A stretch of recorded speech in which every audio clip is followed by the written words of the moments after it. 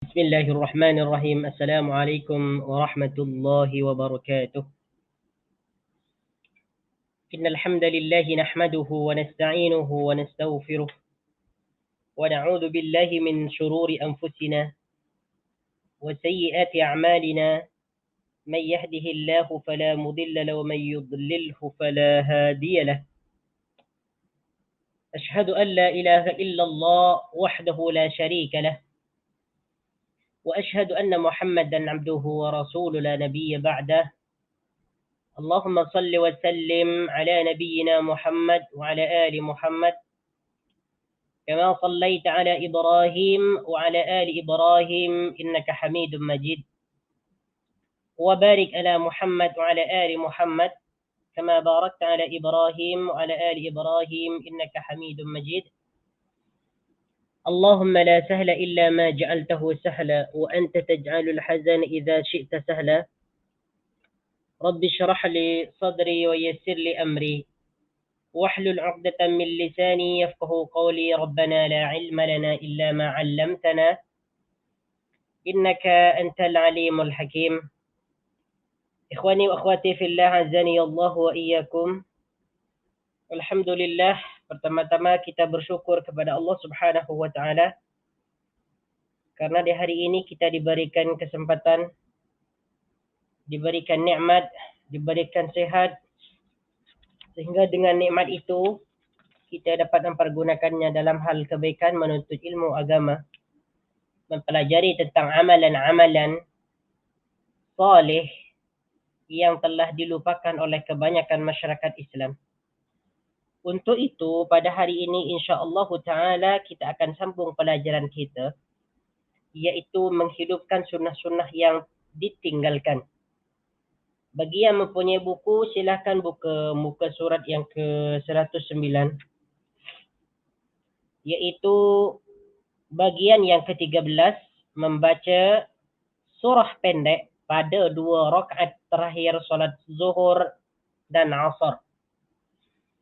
Baik, seperti mana yang kita ketahui bersama, kita pahami bersama, kita amalkan bersama, bahawa apabila kita melakukan solat zuhur dan solat asar, pada rakaat yang pertama kita membaca surah Fatihah.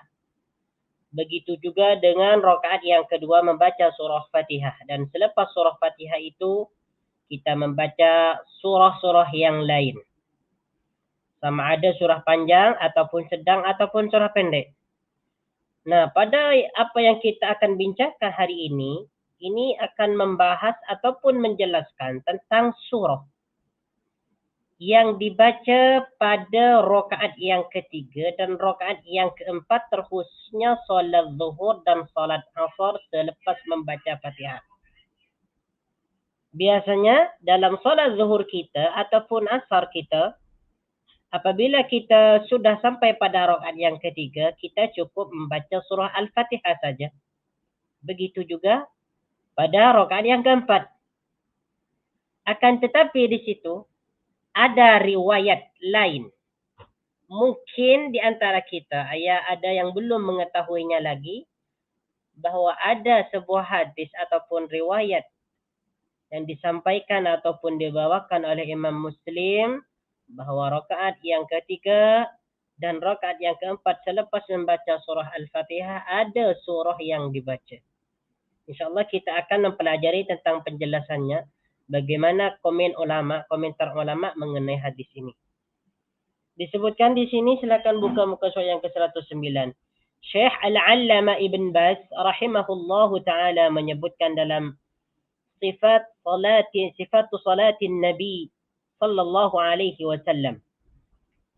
Beliau kata, tidak masalah apabila kadang-kadang pada rakaat yang ketiga dan yang keempat membaca surah setelah Al-Fatihah, yaitu berdasarkan hadis Nabi sallallahu alaihi wasallam dari Abu Sa'id Al-Khudri.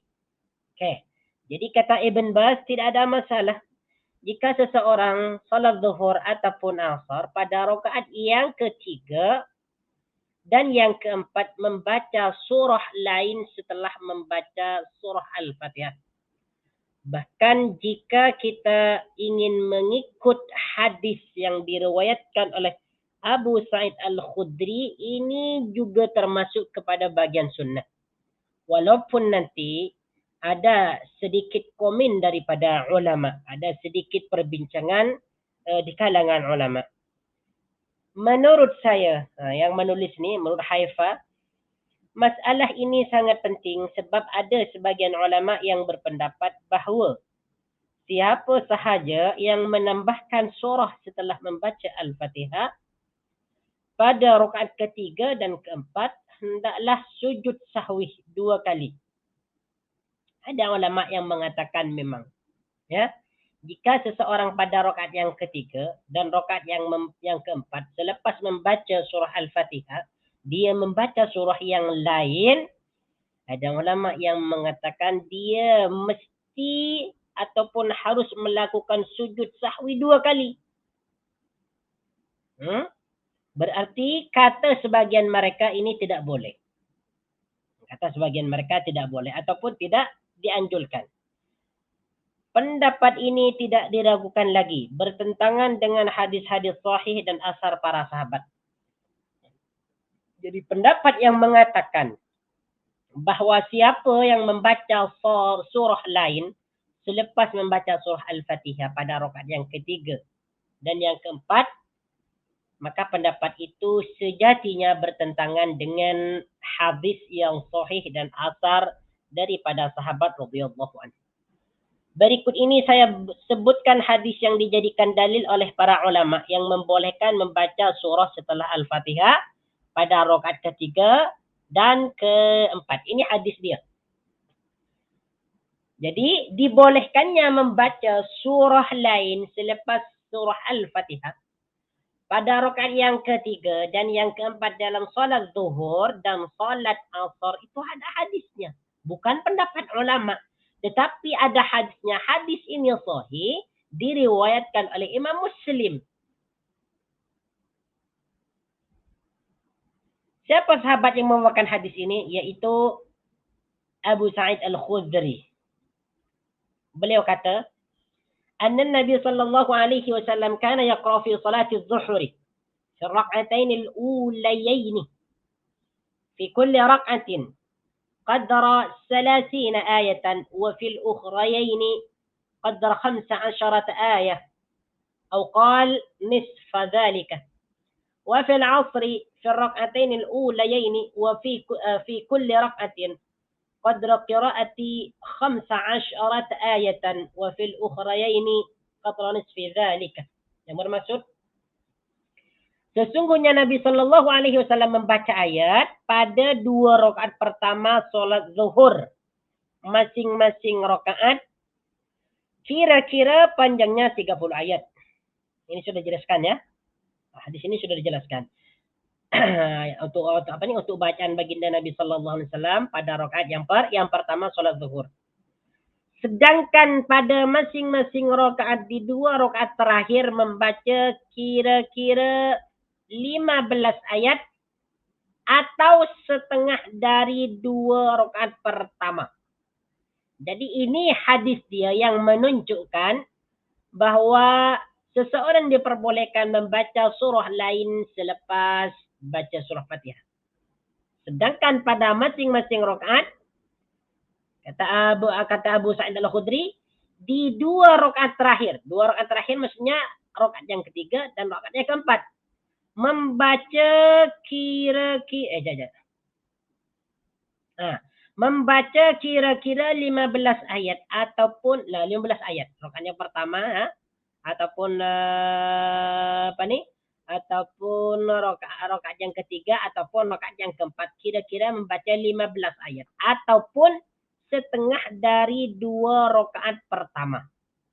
Jika 2 rakaat pertama itu membaca 3 ayat 30 ayat, maka rakaat yang ketiga dan rakaat yang keempat itu adalah 15 ayat. Ini menunjukkan bahawa rakaat yang ketiga dan rakaat yang keempat baginda Nabi sallallahu alaihi wasallam membaca surah yang lain selepas membaca surah Al-Fatihah.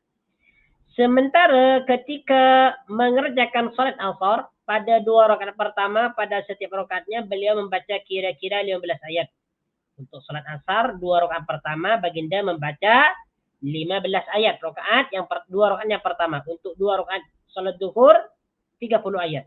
Dan pada 2 rakaat terakhir beliau membaca kira-kira setengah dari bacaan pada 2 rakaat pertama. 15 bagi 2 lebih kurang 7 ayat. Lebih kurang 7. Jadi untuk salat asar rakaat yang ketiga dan rakaat yang keempat itu adalah lebih kurang 7 ayat ataupun 6,5. Bukan 6,5, 6 ayat ataupun 7 ayat macam itulah. Sebab pada rakaat 2 rakaat yang pertama untuk salat asar 15 ayat. Lebih kurang berarti pada rakaat yang ke berapa nih? Rakaat yang kedua dan yang ketiga itu dan yang keempat adalah 6 ataupun 7 ayat. Ini hadis dia. Hadis ini diriwayatkan oleh Imam Muslim, hadis yang ke-452. Boleh dicek. Ibnul Qayyim menyebutkan dalam kitab Zadul Ma'ad. Sekarang perkataan Imam Ibnul Qayyim. Tidak ada hadis sahih. Ini Imam Ibnul Qayyim nih. Tidak ada hadis sahih dari Nabi sallallahu alaihi wasallam yang menyebutkan beliau membaca surah ataupun ayat setelah membaca Al-Fatihah pada 2 rakaat yang terakhir. Kata Ibnu Qayyim enggak ada. Tak pernah baginda ni membaca ayat selepas membaca Al-Fatihah pada rakaat yang ketiga ataupun yang keempat, sama ada dalam salat zuhur ataupun dalam salat asar. Tiada riwayat yang sahih. Kata Ibnu Qayyim. Padahal ada riwayat yang sahih dalam riwayat Muslim. Mungkin beliau tidak mengetahui hal ini ataupun macam mana, wallahu ta'ala alam. Imam Asy-Syafi'i dalam salah satu pendapatnya, sedangkan Imam Syafi'i dalam salah satu pendapatnya, dan juga ulama yang lain menegaskan sunnah membaca surah pada 2 rakaat terakhir setelah Al-Fatihah. Kata Imam Syafi'i sunnah. Imam yang kita ikuti berkata, Imam Syafi'i, ini salah satu pendapatnya. Tapi jumhur memang dia tidak disunnahkan. Jumhur pendapat ulama Syafi'iyah, rakaat yang ketiga dan rakaat yang keempat itu tidak disunnahkan membaca surah selepas membaca Al-Fatihah. Cuman salah satu pendapat Imam Syafi'i sendiri disunnahkan untuk 2 rakaat yang kedua, ya, 2 rakaat yang terakhir itu maksudnya disunnahkan membaca surah selepas membaca Al-Fatihah. Asy-Syafi'i rahimahullahu ta'ala berhujjah dengan hadis sahih dari Abu Sa'id Al-Khudri yang tercantum dalam As-Sahih. Kemudian dia menyebutkan hadis tersebut. Setelah itu dia menyatakan bahawa hadis Abu Qatadah yang diriwayatkan oleh Al-Bukhari dan Muslim secara lahiriah menyebutkan bahawa Nabi hanya membaca Al-Fatihah pada 2 rakaat terakhir. Tapi kalau kita tengok dalam hadis yang dibawakan oleh Abu Qatadah, ini hanya menjelaskan bahawa baginda Nabi hanya membaca surah Al-Fatihah dan surah yang lain pada 2 rakaat pertama. Rakaat yang pertama dan rakaat yang kedua.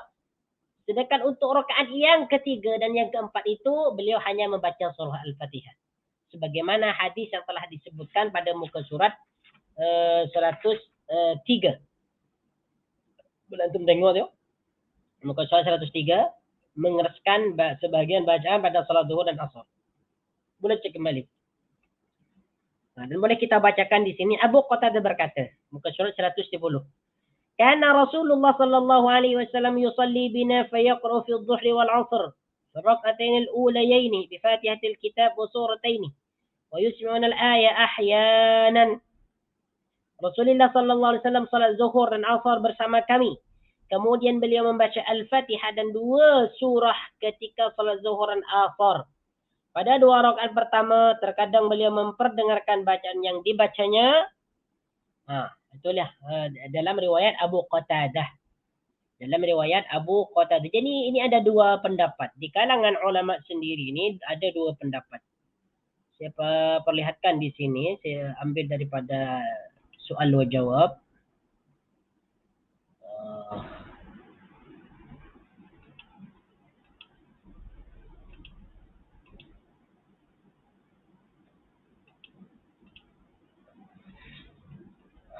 Ni. Memang di sini ada 2 hadis ya yang kalau kita lihat daripada zahirnya agak kontradiksi lah, agak kontradiksi. Yang pertama, Imam Bukhari pada hadis yang ke-759, antum boleh tengok dalam artikel Islam Soal wa Jawab. Dalam riwayat Bukhari 759 dan riwayat Imam Muslim 451 daripada Qatadah. Ini hadisnya Qatadah. Hadisnya Qatadah menyatakan anna Nabi sallallahu alaihi wasallam yaqra fi rak'atain al-ulayain min adh-dhuhri wal 'ashr. Baginda Nabi membaca ya pada dua rakaat yang pertama salat zuhur dan asar bi Fatihatil Kitab, yaitu surah Fatihah, wa suratin dan surah yang lain, wa yusmi'una al-ayat ahyanan, kadang beliau memperdengarkan bacaannya kepada kami, wa yaqra'u fi rak'atain al-ukhrayn bi Fatihatil Kitab. Beliau membaca pada dua rakaat akhir itu surah Fatihah saja. Ini riwayat Qatadah, Abu Qatadah. Ini sahih Bukhari dan Muslim. Sedangkan dalam riwayat Imam Muslim yang dibawakan daripada sahabat Abu Sa'id Al-Khudri, anna Nabi sallallahu alaihi wasallam kana yaqra fi salati adh-dhuhri fi rak'atain al-ulayaini fi kulli rak'atin qadra 30 ayatan. Sebagaimana hadis yang sudah dibacakan tadi, bahwa baginda Nabi pada dua rakaat pertama membaca Al-Fatihah, selepas itu membaca surah yang lain yang lebih kurang jumlah dia adalah 30 ayat. Dan pada dua rakaat kedua, yaitu rakaat ketiga dan rakaat yang keempat adalah lebih kurang 15 ayat ataupun setengah daripada bacaan pada dua rakaat pertama. Seakan-akan kalau kita tengok daripada zahirnya ada kontradiksi. Hadis yang diriwayatkan oleh Imam Muslim dari jalur Abu Sa'id Al-Khudri ini kontradiksi dengan hadis yang diriwayatkan beliau sendiri daripada jalur Abu Qatadah. Maka di sini ulama ada beberapa pandangan, ya, ada perbedaan pandangan. Kebanyakan daripada mereka ulama fiqih, ulama fuqaha, mereka lebih beramal dengan hadis Abu Qatadah. Wa aktsaruhum qaddama al-amal bi hadisi Abi Qatadah. Kebanyakan daripada mereka para ulama mengamalkan hadis Abu Qatadah, yaitu membaca surah Al-Fatihah dan surah yang lain pada dua rakaat pertama. Sedangkan untuk dua rakaat kedua, yaitu rakaat yang 3 dan rakaat yang keempat, tidak membaca surah apapun melainkan hanya surah Al-Fatihah saja. Wa huwa mazhabul a'immatil arba', dan ini adalah mazhab atau pendapat keempat-empat imam. Illa kaulan, hanya satu kaul saja, satu pendapat, satu perkataan daripada Imam Syafi'i dan Ahmad. Kenapa di sini kebanyakan daripada mereka beramal dengan hadis Abu Qatadah, padahal kedua-duanya ini sama-sama sahih. Dari jalur Abu Qatadah ini sahih, kemudian dari hadis yang dibawakan oleh Abu Sa'id Al-Khudri ini juga sahih. Kata mereka yang mengamalkan ataupun yang mengambil hadis Abu Qatadah, annahu asahhu min hadis Abi Sa'id. Hadis Abu Qatadah ini lebih sahih daripada hadisnya Abu Sa'id. Karena hadis itu diriwayatkan oleh Imam Muslim dan Imam Bukhari. Amma hadis Abi Sa'id faqad infarada bihi Muslim. Adapun hadis yang dibawakan oleh Abu Sa'id Al-Khudri itu hanya diriwayatkan oleh Imam Muslim. Hanya Imam Muslim secara bersendirian yang meriwayatkan hadis Abu Sa'id Al-Khudri ini. Sedangkan yang lain tidak. Seperti itu. Oke. Yang kedua, alasan yang kedua, kenapa kebanyakan ulama mengamalkan hadis Abu Qatadah, anna hadis Abi Qatadah wafaqal mankul an akabir sahabah. Hadis Abu Qatadah ni dia lebih lebih sesuai dengan apa yang datang daripada sahabat, dengan apa yang diriwayatkan oleh para sahabat. Sahabat kebanyakan mengamalkan hadis Abu Qatadah seperti Umar, Ali, Ibnu Sa'id, Jabir, Aisyah. Bahkan bal naqala Ibnu Sirin rahimahullahu taala ma yafhamu minhu al-ijma'u an dzalik. Bahkan Ibnu Sirin ni menukil ya kesepakatan para ulama bahwa hadis Abu Qatadah ini adalah sesuatu hadis yang lebih dikedepankan daripada hadisnya Abu Sa'id Al-Khudri. Ala kulli hal tadi apa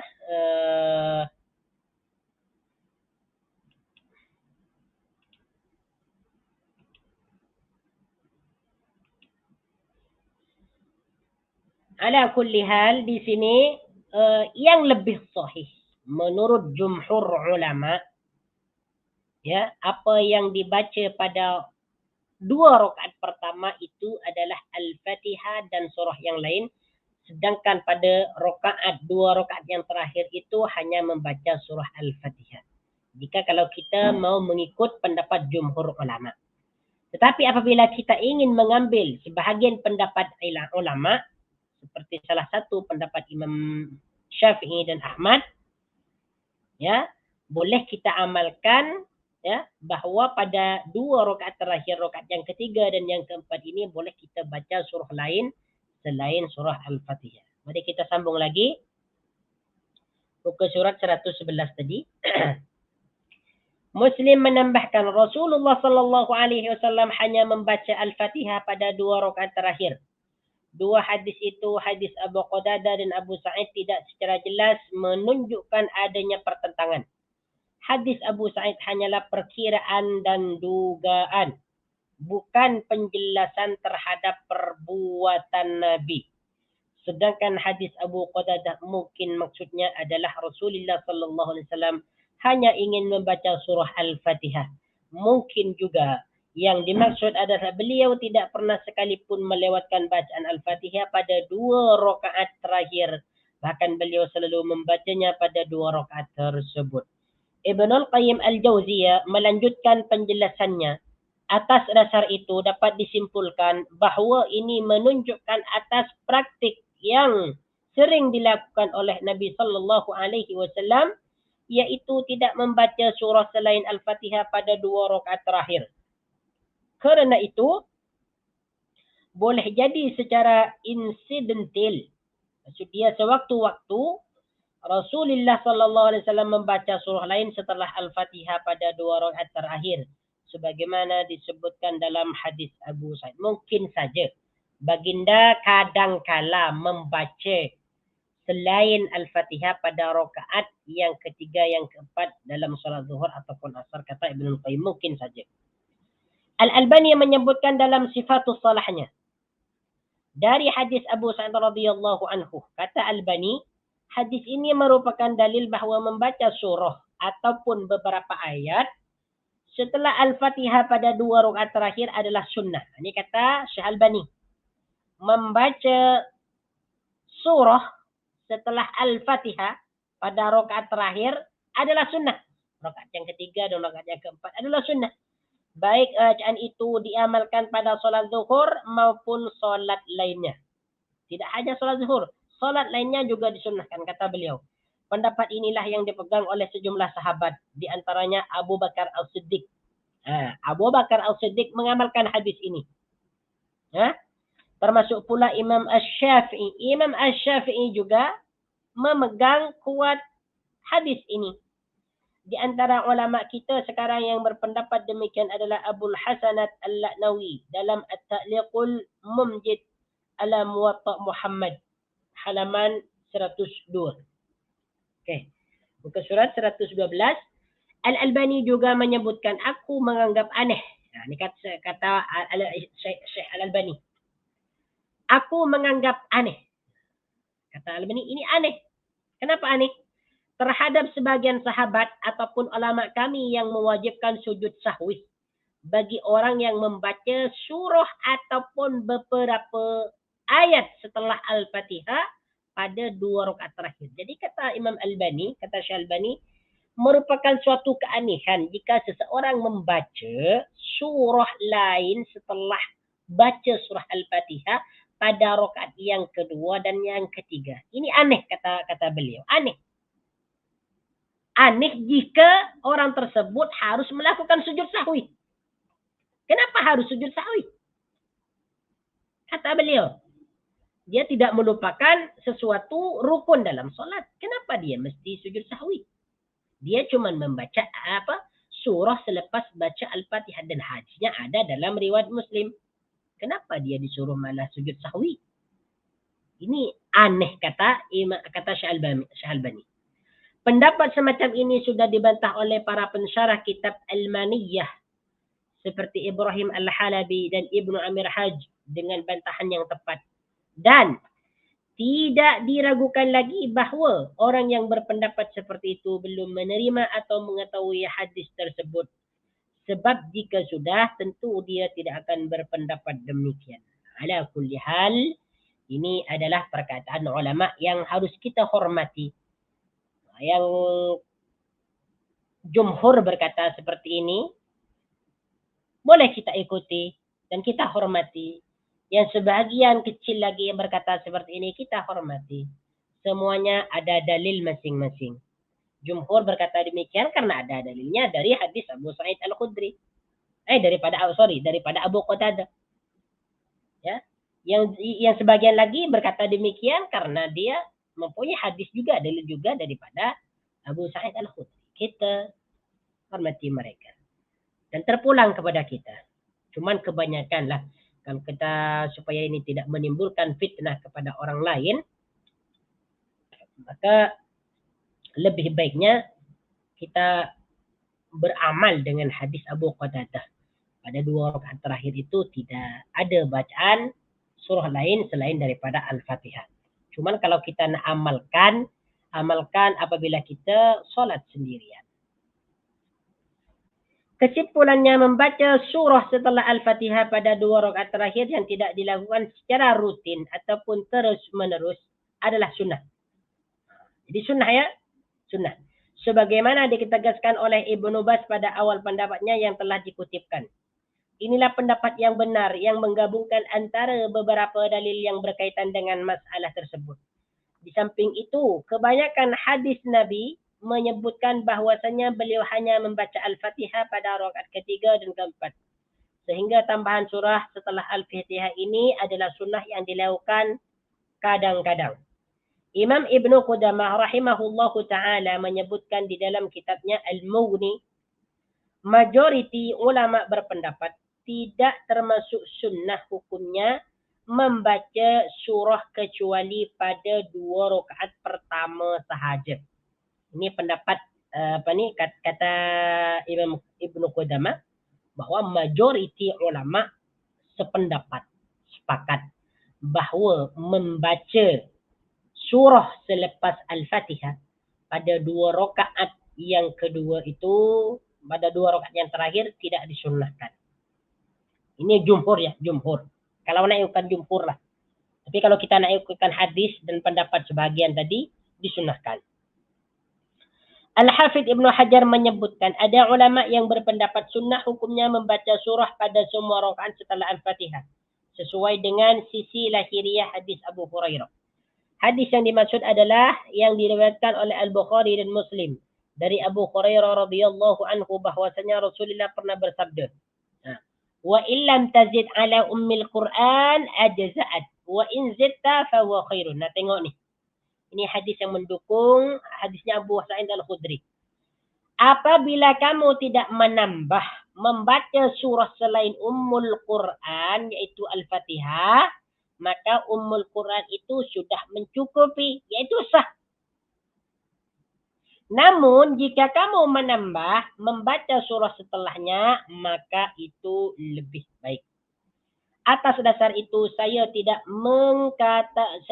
mengkategorikannya ke dalam sunnah yang ditinggalkan. Nah, untuk membaca surah selepas Al-Fatihah pada 2 rakaat terakhir dalam solat zuhur dan asar ni, dia tidak termasuk sunnah-sunnah yang ditinggalkan. Kenapa sebabnya?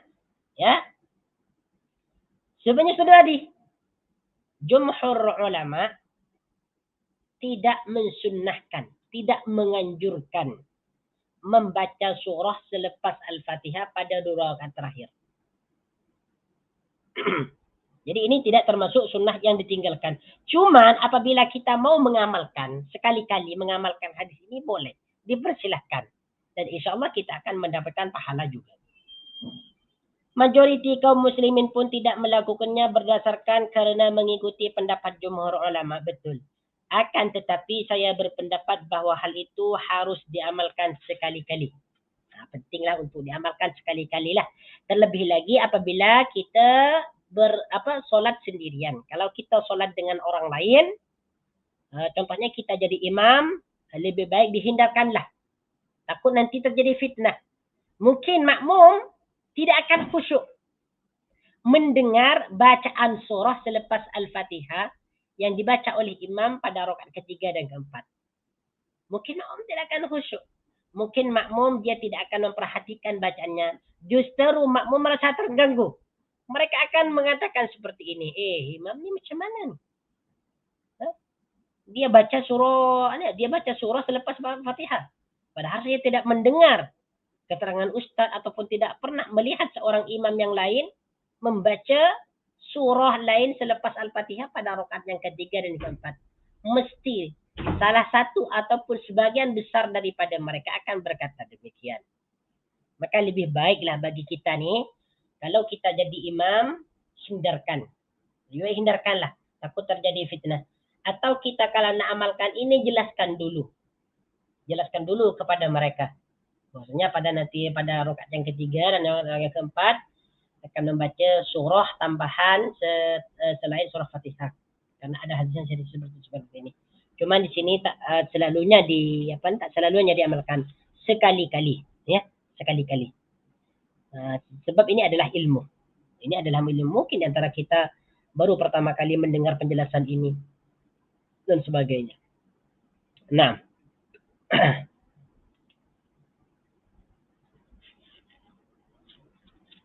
baik, bagian yang ke-14.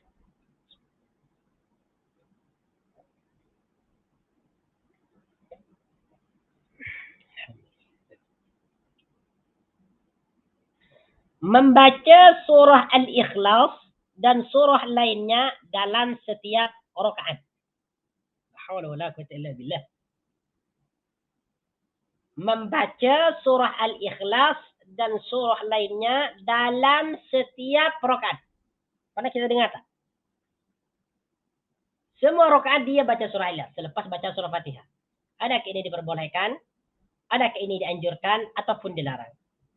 Macam mana keadaan dia? Macam mana hukum dia? Mari kita tengok.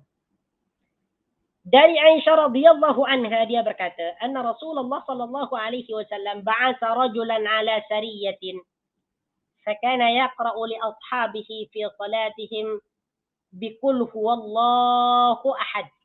Yang bermaksud Rasulullah sallallahu alaihi wasallam mengutus seseorang untuk bergabung dalam pasukan perang yang dikirim oleh beliau. Setiap kali mengimami solat, orang tersebut membaca surah Al-Ikhlas. Jadi pada suatu hari baginda Nabi mengirim seorang utusan untuk bergabung dalam peperangan. Dan setiap orang yang diutus ini menjadi imam dalam solat, orang tersebut selalu membaca surah Al-Ikhlas. La haula wala quwwata illa billah. فلما رجعوا ذكروا ذلك للنبي صلى الله عليه وسلم. Ya, yang bermaksud ketika pasukan itu kembali. Pasukan sudah berperang dah. Sudah kembali ke tempat mereka masing-masing. Mereka pun melaporkan hal itu kepada baginda Nabi sallallahu alaihi wasallam. Apa yang dibaca oleh seorang imam ni, Al-Ikhlas ni, langsung diberitahukan kepada baginda Nabi. Langsung dilaporkan kepada baginda Nabi. Bahawa orang itu ketika menjadi imam, selalu membaca Al-Fatihah. Maka apa kata baginda Nabi? Faqala saluhu. Li'ayyi syai'in yasna'u dhalika. Kata baginda Nabi, Kalau begitu, tanyakan kepada dia. Mengapa dia berbuat demikian? Tanya kepada dia ni. Kenapa dia berbuat demikian? Kenapa dia selalu membaca surah Ikhlas setiap rakaatnya? Disuruh tanyakan. Kemudian sahabat, fasa'aluhu faqala li'annaha sifatur rahman azza wa jalla fa ana uhibbu an aqra'a biha. Kemudian mereka pun menanyakan alasannya kepada orang tersebut. Para sahabat bertanya langsung kepada orang itu, fulan, kenapa kamu baca surah Al-Ikhlas dalam setiap rakaat yang kamu lakukan bersama kami? Apa alasan dia kamu membaca surah Fatihah ni? Setiap rakaat baca surah Fatihah, rakaat yang kedua baca Fatihah lagi. Alasan apa ni? Apa? Ini saya disuruh tanya oleh baginda Nabi. Apa alasan dia? Kata orang tersebut, dia menjawab, kerana surah itu berisi sifat-sifat Allah yang maha pengasih. Maka dari itu, aku sangat suka membacanya. Ini jawaban dia. Surah-surah itu, aku membacanya karena di dalamnya terdapat sifat Allah Ar-Rahman. Sifat pengasih. Oleh kerana itu, aku sangat suka surah Ikhlas itu. Kata sahabat tadi. Maka apa jawaban baginda Nabi sallallahu alaihi wasallam? Reaksi baginda ni macam mana? Faqala Rasulullah sallallahu alaihi wasallam, akhbiruhu anna Allah Ta'ala yuhibbuhu. Kalau begitu. Itu jawaban dia, kata baginda. Kata baginda, sampaikanlah kepadanya bahawa Allah mencintainya. La haula wa la quwata illa billah. La haula wa la quwata illa billah. Bayangkan seorang sahabat dalam setiap rakaatnya membaca surah Al-Ikhlas selepas membaca Al-Fatihah. Alasan dia, karena dia mencintai surah Al-Ikhlas. Di dalamnya terdapat sifatullah Ar-Rahman. Terdapat sifat Allah Ar-Rahman Maha Pengasih. Dia cintakan surah tersebut. Sehingga dalam solatnya dia ulang-ulang surah Al-Fatihah. Kata baginda Nabi, orang tersebut dikasihi, dicintai Allah Subhanahu wa taala. Akhbiruhu, kata baginda, Allah Ta'ala yuhibbuhu. Akhbiruhu, Allah mencintainya. La haula wa la quwata illa billah. Ini langsung Rasulullah yang mengatakan ni. Allah yuhibbuhu. Bagaimana perasaan orang tersebut? Jika disampaikan kepada dia bahawa Allah mencintainya juga. Kita ni belum tentu dicintai Allah. Tapi ini kita berusaha untuk dicintai Allah dengan menjalankan syariatnya. Tapi orang ini langsung mendapat kabar, informasi, berita aktual daripada baginda Nabi bahawa dia dicintai Allah. Betapa gembira hati dia mendapat kabar tersebut. La haula wala quwata illa billah. Jadi tuan-tuan puan-puan yang dirahmati oleh Allah Subhanahu wa taala, boleh kita salat dalam setiap rakaat selepas membaca surah Al-Fatihah, boleh kita baca surah Al-Ikhlas. Tidak mengapa. Rakaat yang kedua dan rakaat yang pertama dan rakaat yang kedua boleh kita baca surah Al-Ikhlas. Boleh, tidak mengapa. Cuma.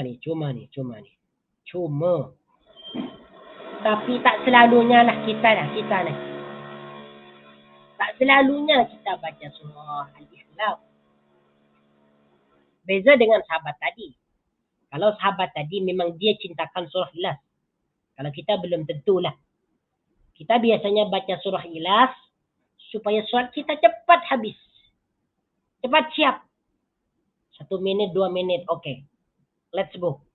After that, bye. Bye-bye. Itu yang kita biasa lakukan kan. Cuman sahabat ini karena kecintaannya kepada surah Al-Ikhlas, Rasulullah sallallahu alaihi wasallam mengatakan akhbiruhu bi anna Allah yuhibbuhu.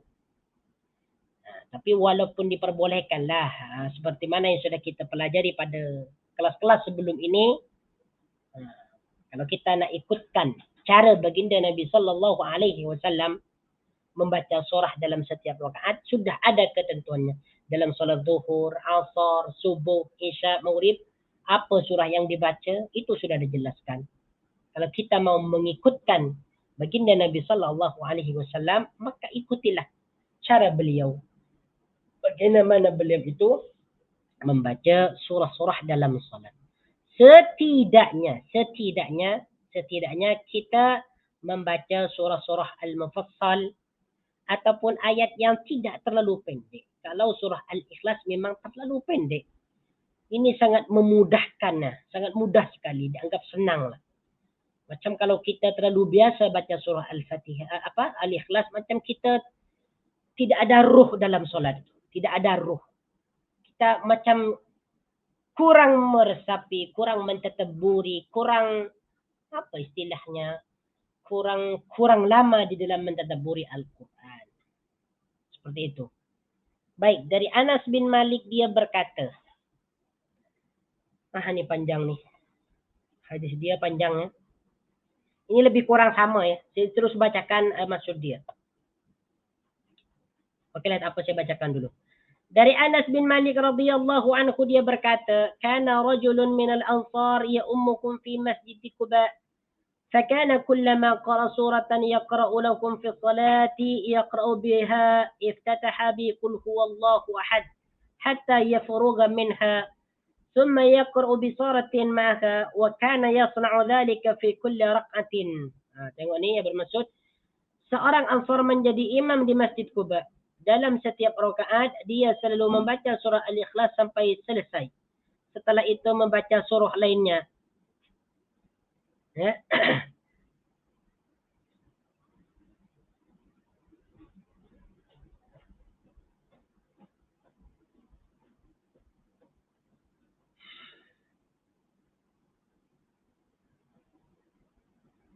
Setelah itu membaca surah lainnya.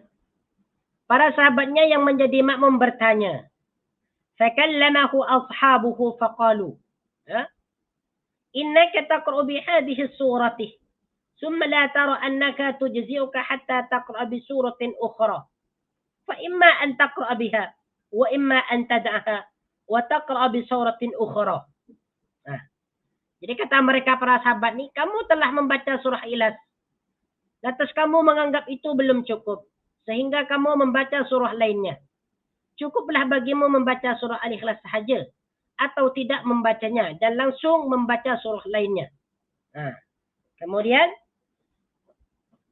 Qala ma ana bitarikiha. In ahbabtum an a'ummakum biha fa'altu. Wa in karihtum taraktum. Wa kanu yarawnahu afdalakum. Wa karihu ayya ummakum ghairuhu. Okay. Orang Ansar itu menjawab, aku tidak akan pernah meninggalkannya. Jika kalian suka aku menjadi imam, maka biarkan aku membaca surah Al-Ikhlas terlebih dahulu. Sebelum surah lainnya. Namun jika kalian tidak suka, silahkan mencari imam yang lainnya. Akhirnya,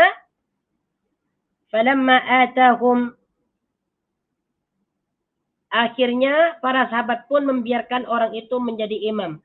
Karena memang tidak ada orang yang lebih utama daripadanya. Selain juga mereka tidak suka diimami oleh selainnya. فَلَمَّا آتَاهُمُ النَّبِيُّ صَلَّى اللَّهُ عَلَيْهِ وَسَلَّمَ أَخْبَرُوا الْخَبَرَ فَقَالَ يَا فُلَانُ مَا مَنَعَكَ فِيمَا يَأْمُرُكَ بِهِ أَصْحَابُكَ وَمَا يَحْمِلُكَ أَنْ تَقْرَأَ هَذِهِ السُّورَةَ فِي كُلِّ رَكْعَةٍ. Ketika Nabi sallallahu alaihi wasallam menemui mereka, hal itu disampaikan kepada beliau. Kemudian beliau berkata, "Hai fulan, apa yang menyebabkanmu tidak menerima anjuran para sahabatmu dan selalu membaca surah Al-Ikhlas dalam setiap rakaat?"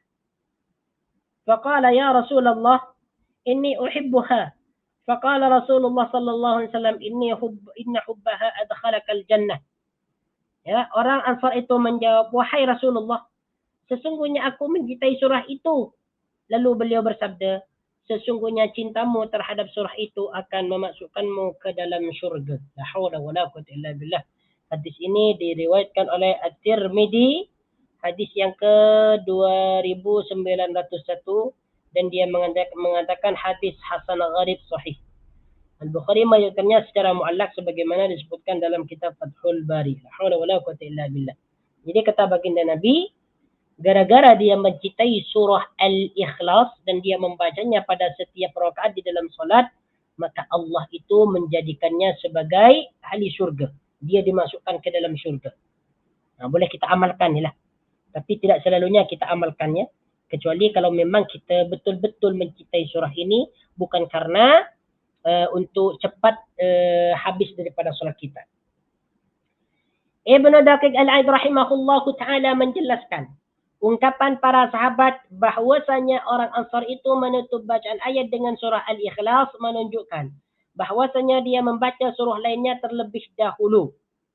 Ibnu Daqiq ini berkata, sahabat tersebut menutup bacaan ayat dengan surah Al-Ikhlas menunjukkan bahwasanya dia membaca surah lainnya terlebih dahulu. Yang dimaksud pada ayat yang pada hadis dibacakan tadi, sebelum sahabat itu membaca surah Al-Ikhlas, dia membaca surah lain terlebih dahulu. Baru selepas dia membaca surah lain, dia terus menutup dengan pembacaan surah Al-Ikhlas. Secara zahir, hadis tersebut menunjukkan bahawa dia membaca surah Al-Ikhlas disertai dengan surah lainnya dalam satu rakaat. Dan menggunakan surah itu sebagai penutup rakaat tersebut. Walaupun secara lafaznya, hadis itu dipahami bahwasanya dia membaca surah Al-Ikhlas untuk menutup akhir rakaat sekaligus menutup surah lain pada rakaat tersebut. Berdasarkan analisis pertama, maka hadis tersebut merupakan dalil yang memperbolehkan untuk menggabungkan dua surah dalam satu rakaat. Bolehlah. Berdasarkan hadis yang sudah dibacakan tadi, boleh seseorang itu menggabungkan dua surah dalam satu rakaat. Contoh, seseorang membaca surah, mengambil 10 ayat dalam surah Al-Baqarah ataupun Al-Imran. Lepas tu dia tutup dengan pembacaan surah Al-Ikhlas. Boleh, tidak mengapa. Ataupun dua surah sekaligus dia baca dalam satu rakaat. Membaca surah Al-Ikhlas dengan Al-Falaq. Boleh, tidak mengapa. Berdasarkan hadis ini. Baik. Muka 116 iaitu bagian yang ke-15. Meluruskan punggung ketika rukuk. Meluruskan tulang belakang ketika rukuk. Bagaimana ketika kita solat? Yang paling benar tentang ataupun posisi tulang belakang kita ataupun punggung kita. Adakah dia dibungkukkan ataupun diluruskan? Mari kita tengok penjelasan dia. Hal yang sering terjadi pada kebanyakan orang ramai yang mengerjakan salat, semoga Allah memberi taufiknya kepada kita dan mereka, adalah sebagian mereka ketika ruku ada yang mengangkat kepalanya melebihi batas lurus punggungnya. Memang ada. Sebagian di antara kita ketika salat, dia meninggikan kepala lebih tinggi daripada punggungnya. Jadi ini punggung, lurus. Ini bagian punggung. Ini bagian kepala. Jadi kepala tu dia lebih tinggikan daripada punggungnya. Macam ni, lebih kurang. Dan ini tidak betul, salah. Tidak boleh, tidak betul. Ada juga yang terlalu menundukkan kepala hingga melebihi batas lurus punggungnya. Ini yang banyak lagi. Ketika dia solat, ada yang menundukkan kepala. Kepalanya itu lebih direndahkan daripada punggungnya. Ada yang merunduk seperti ini. Melebihi batas lurus tulang belakang ataupun punggung. Ini tidak baik juga. Al-Bukhari membuat tajuk bab pembahasan hadisnya, yakni bab istiwa'uz zahr fir ruku', yang bermaksud meluruskan ataupun meratakan punggung belakang ketika rukuk. Diratakan. Antara kepala ataupun punggung itu diratakan. Secara khusus, Imam Al-Bukhari membuat tajuk tentang pembahasan meluruskan ataupun meratakan punggung ataupun tulang belakang ketika rukuk. Imam Abu Humaid rahimahullahu ta'ala menyebutkan perkataan para sahabat Nabi sallallahu alaihi wasallam. Ya. Nabi sallallahu alaihi wasallam rukuk kemudian meluruskan ataupun meratakan punggungnya. Jadi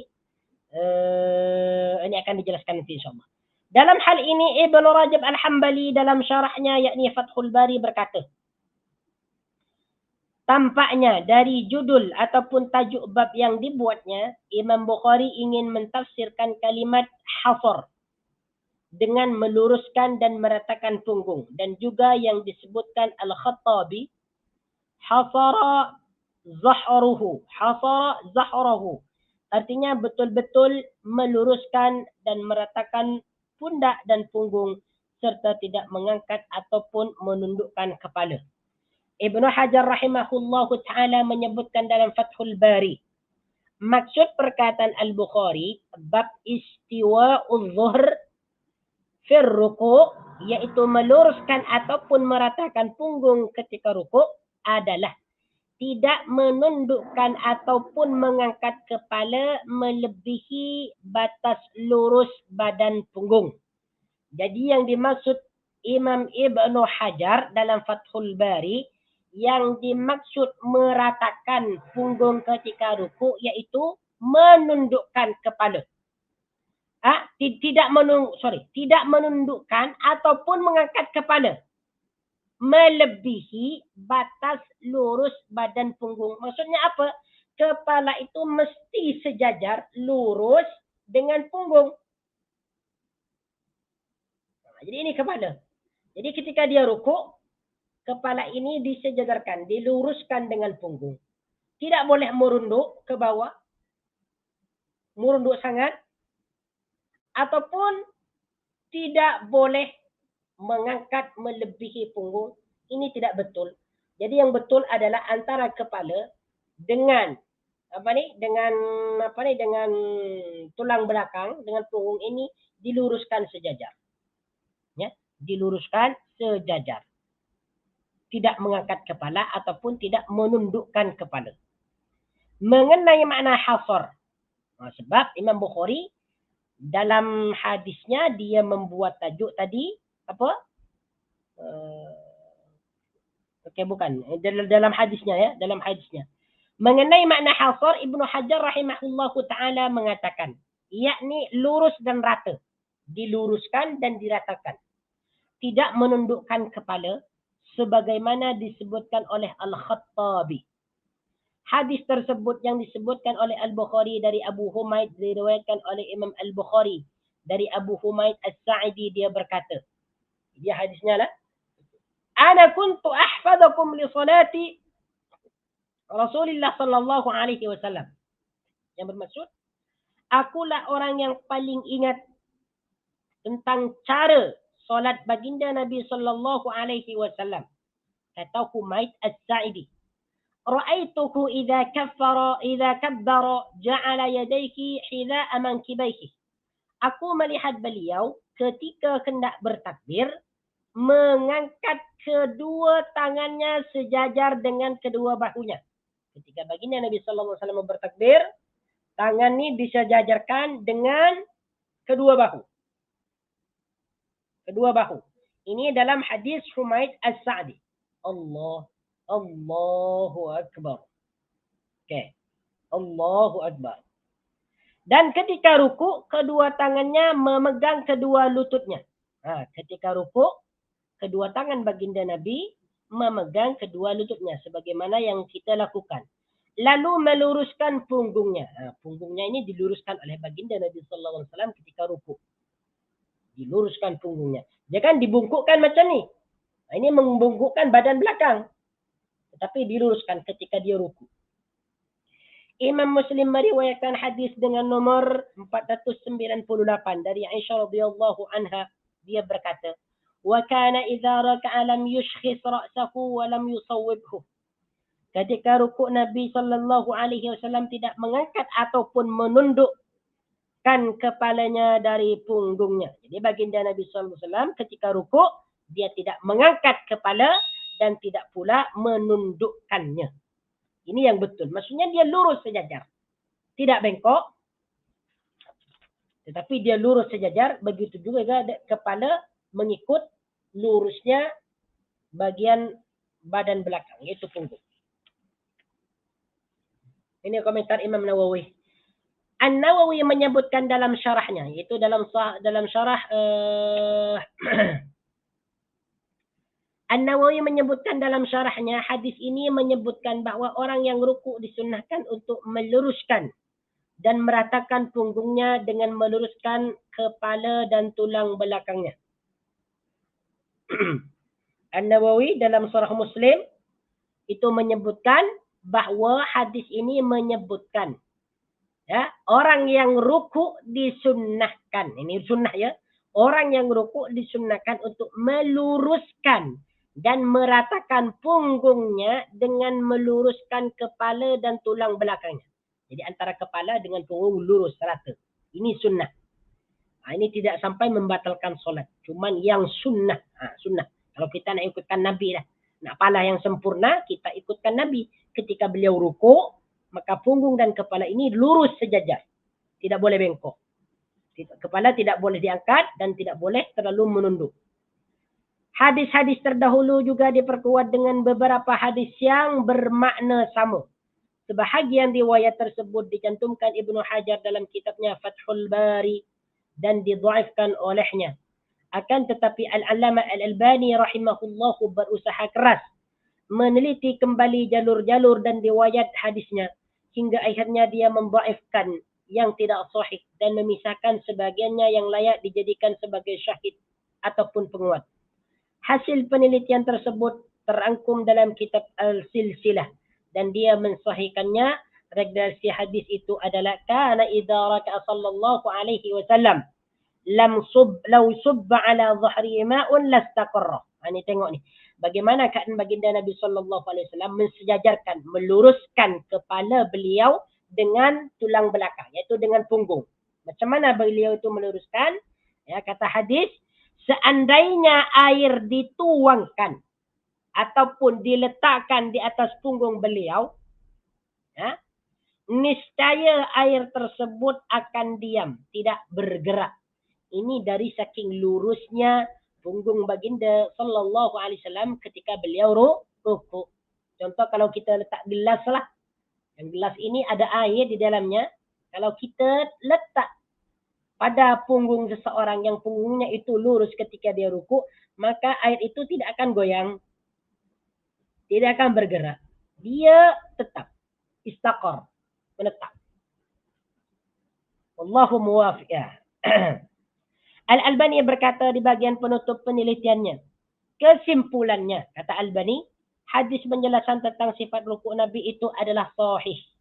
Lalu dia menutupnya dengan perkataan, oleh kerana itu, jadikanlah hadis tersebut sebagai tahqiq ataupun hasil penelitian ilmiah yang terkadang tidak anda temukan di tempat lain. Wallahul muwaffiq. Okey. Jadi itu ya tentang hadis apa. Jadi kesimpulan dia, meluruskan punggung ketika rukuk ini adalah disunnahkan. Bahkan ianya akan menjadi kesempurnaan kita dalam solat. Seseorang yang tidak mensejajarkan atau meluruskan kepalanya dengan punggungnya itu, maka solatnya dia tidak benar. Bukan tidak benar. Kurang sesuai dengan apa yang diperatakan oleh baginda Nabi. Sedangkan baginda Nabi, apabila solat, dalam hadis yang disebutkan, punggung beliau rata. Sehingga apabila diletakkan air di atasnya, air tersebut tidak bergerak. Dan hadis ini, kata Imam Albani, sahih. Kita perhatikanlah, tengoklah. Tengok.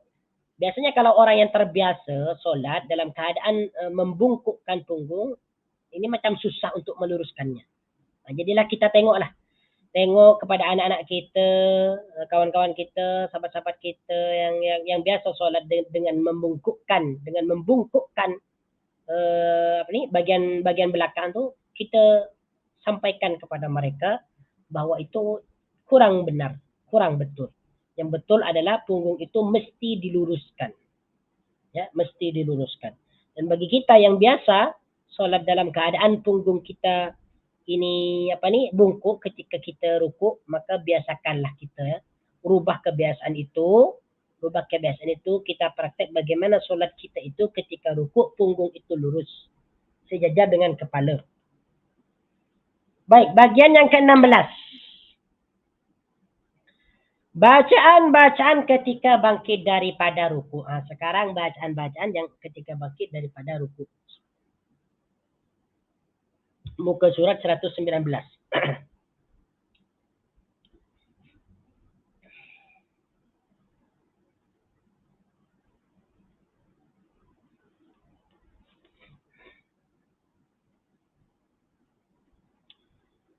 Beberapa hadis menyebut lafaz-lafaz dan zikir-zikir yang diucapkan saat bangkit daripada ruku.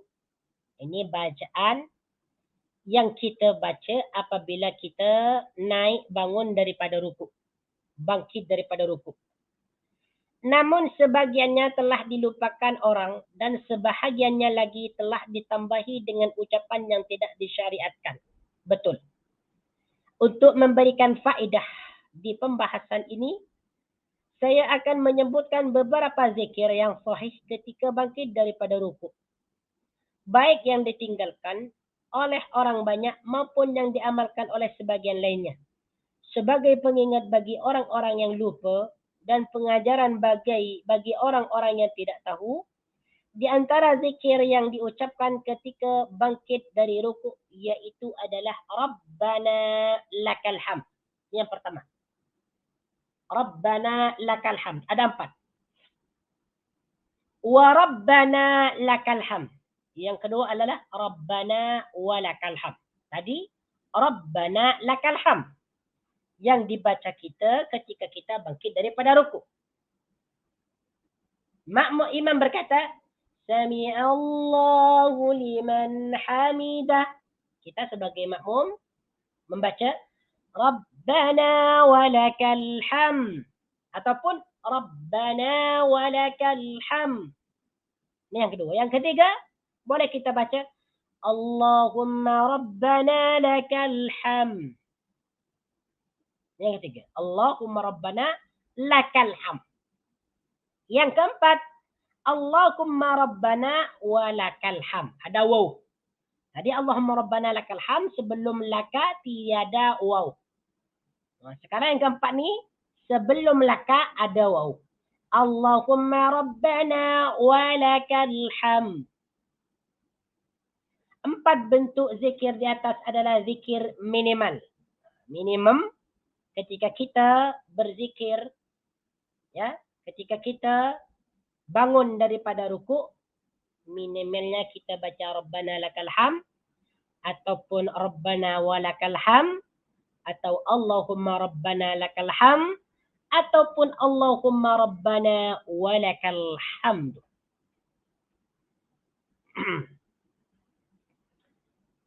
Empat bentuk zikir di atas adalah zikir minimal yang diucapkan ketika bangkit dari ruku. Disebutkan pula beberapa tambahan lafaz dari zikir-zikir tersebut yang didasarkan pada dalil-dalil sahih. Saya akan mentakhrij keempat lafaz tersebut, baru kemudian menyebutkan bacaan tambahan dari keempat lafaz tersebut berdasarkan hadis-hadis yang sahih. Pertama, lafaz Rabbana lakal hamd yang bermaksud wahai Rabb kami, segala puji adalah milikmu. Diriwayatkan oleh Imam Muslim dari Abdullah bin Abu Aufah. Jadi kalimat yang pertama, jawaban bagi makmum ketika dia bangkit daripada ruku, Rabbana lakal hamd. Ini riwayat Muslim daripada Abdullah bin Abu Aufah. Yang kedua, lafaz Rabbana walakal hamd yang bermaksud wahai Rabb kami dan segala puji adalah milikmu. Diriwayatkan oleh Al-Bukhari dari Rifa'a bin Rafi' Az-Zuraki. Rabbana walakal hamd. Minimum. Ketiga, lafaz Allahumma Rabbana lakal hamd. Ya Allah, Rabb kami, segala puji adalah milikmu. Diriwayatkan oleh Al-Bukhari dan Muslim dari Abu Hurairah. Banyak sahabat yang meriwayatkan, ya, dengan perbedaan sedikit. Keempat, lafaz Allahumma Rabbana walakal hamd. Ya Allah, Rabb kami dan segala puji adalah milikmu. Diriwayatkan oleh Al-Bukhari dan Muslim dari Abu Hurairah radhiyallahu anhu. Dari 4 lafaz ini, satu di antaranya adalah zikir minimal yang harus dibaca ketika bangkit dari ruku. Ada pula beberapa hadis yang menunjukkan lafaz tambahan pula, beberapa hadis yang menunjukkan lafaz tambahan atas keempat lafaz di atas. Seperti yang pertama, hadis yang diriwayatkan oleh Al-Bukhari dari Rifa'ah bin Rafi' Az-Zuraki. Rabbana walakal ham. Ini yang paling minimal ya, tambahan dia. Hamdan katsiran tayyiban mubarakan fih. Rabbana walakal ham. Hamdan katsiran tayyiban mubarakan fih. Yang bermaksud, wahai Rabb kami, dan segala puji hanyalah milikmu, suatu pujian yang banyak, baik dan diberkahi. Yang kedua, hadis yang diriwayatkan oleh Imam Muslim dari Ibnu Abi Aufa. Allahumma rabbana lakal ham, mil'us samawati wa mil'ul ardi wa mil'u ma syi'ta min syai'in ba'du. Yang bermaksud, ya Allah Rabb kami, segala puji hanyalah milikmu, mencakup seluruh langit dan bumi, dan segenap yang engkau kehendaki selain daripada itu. Allahumma rabbana lakal ham, mil'us samawati, wa mil'ul ardi, wa mil'u ma syi'ta min syai'in ba'du. Ini kalau mau dibaca semua. Tapi kalau hanya mau dibaca pendek, Allahumma rabbana lakal ham. Boleh, dipersilakan. Hadis yang diriwayatkan oleh Imam Muslim dari Abu Sa'id Al-Khudri. Na'am, wallahu ta'ala alam. Kita habis kepada muka surat 120. InsyaAllah ta'ala kita sambung minggu hadapan pada muka surat 121. Masih lagi berkaitan dengan bacaan ketika bangkit daripada ruku. Na'am. Apabila ada kesalahan dan kesilapan itu datangnya daripada saya sendiri dan daripada syaitan. Apabila ada kebenaran itu datangnya murni daripada Allah Subhanahu wa ta'ala. أقول قولي هذا أستغفر الله العظيم لي ولكم سبحانك اللهم وبحمدك أشهد أن لا إله إلا أنت أستغفرك وأتوب إليك وصلى الله على سيدنا محمد وعلى آله وصحبه وبارك وسلم تسليما كثيرا والحمد لله رب العالمين. أقول لكم جزاكم الله خيرا بارك الله فيكم. السلام عليكم ورحمة الله وبركاته.